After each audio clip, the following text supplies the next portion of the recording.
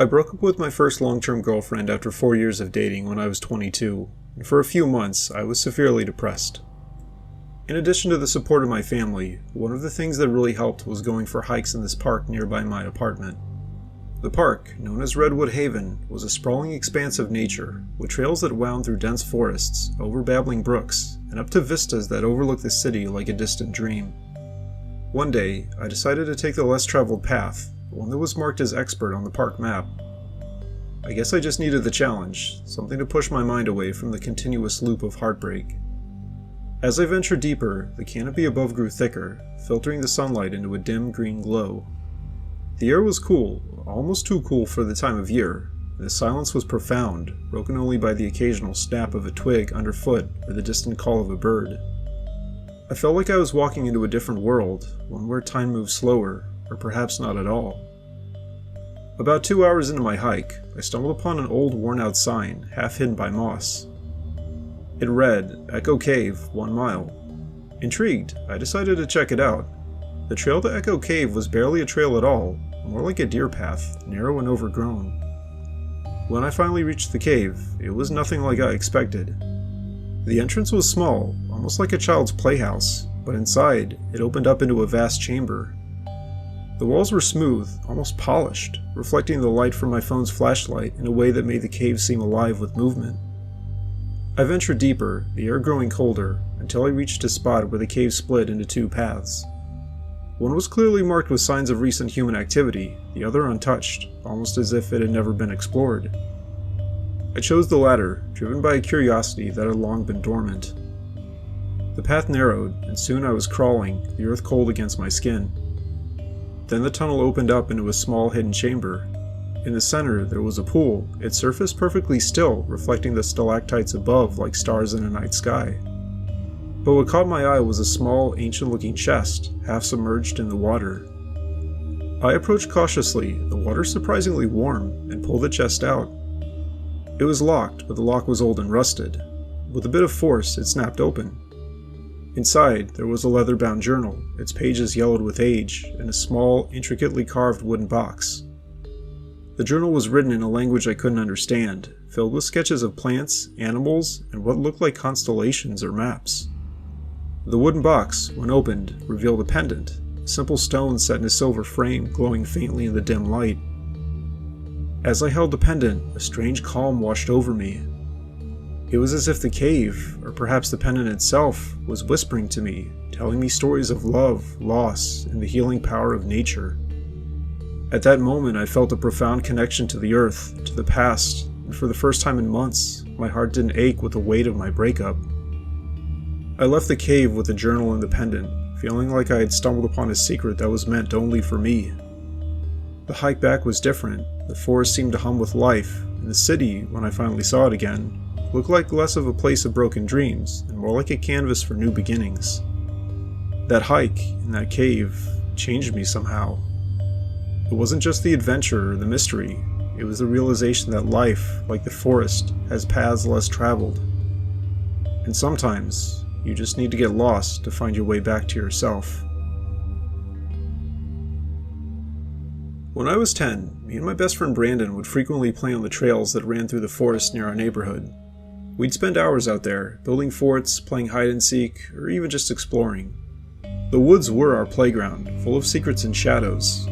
There was one day, one hike, that changed everything. I remember it was late October, the air crisp with the scent of fallen leaves and the promise of winter.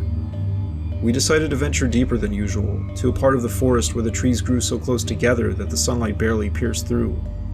The trail there was less a path and more a suggestion, overgrown with brambles and moss. As we walked, the usual sounds of the forest seemed to fade. The birds stopped singing, and even the rustle of leaves underfoot felt muffled.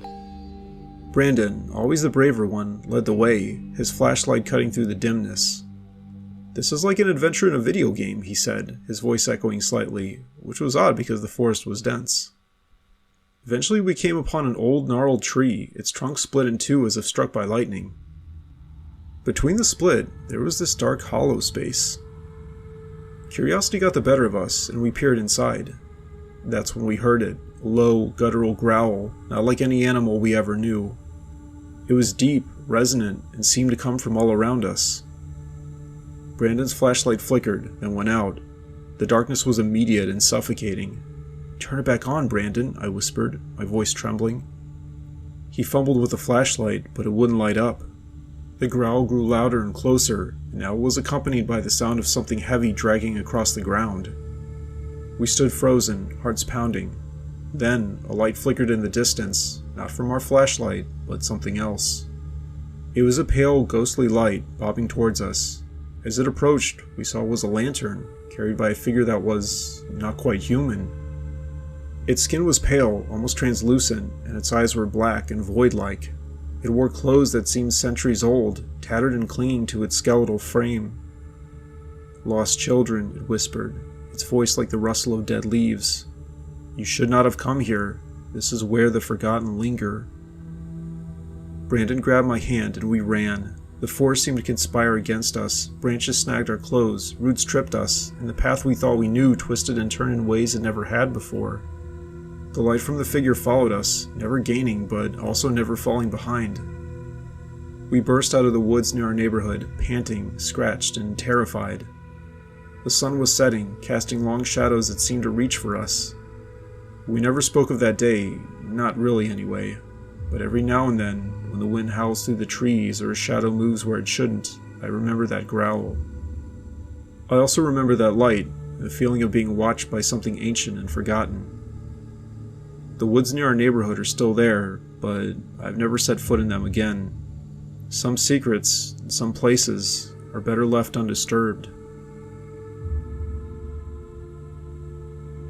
For one of our field trips in elementary school, my class went to this forest preserve type area that had a visitor center and trails around it.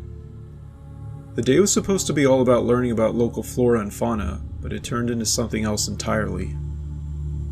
To paint a picture, the forest was dense, with trees so old their trunks were wider than I was tall.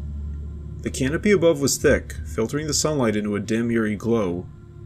Our teacher, Mrs. Henderson, had paired us up for a scavenger hunt, but I ended up alone because my partner Tommy had come down with the flu at the last minute.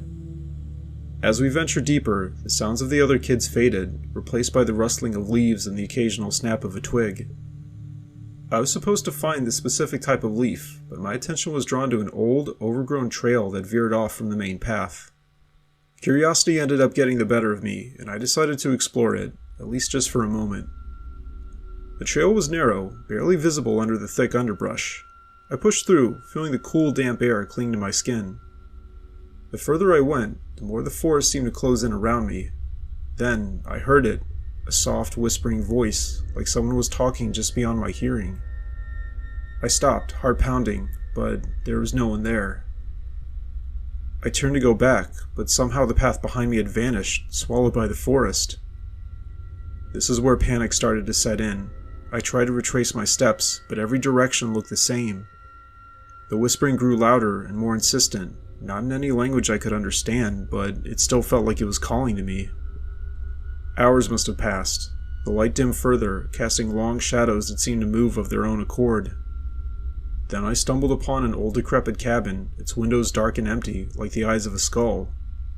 The door was slightly ajar, creaking in the wind. Against all reason, I felt compelled to enter.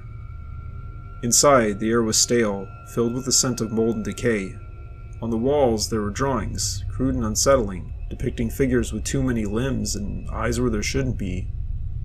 The whispering was now a chorus, echoing throughout the cabin.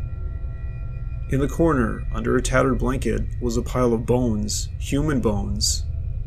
They were arranged in a way that suggested they had been placed there deliberately.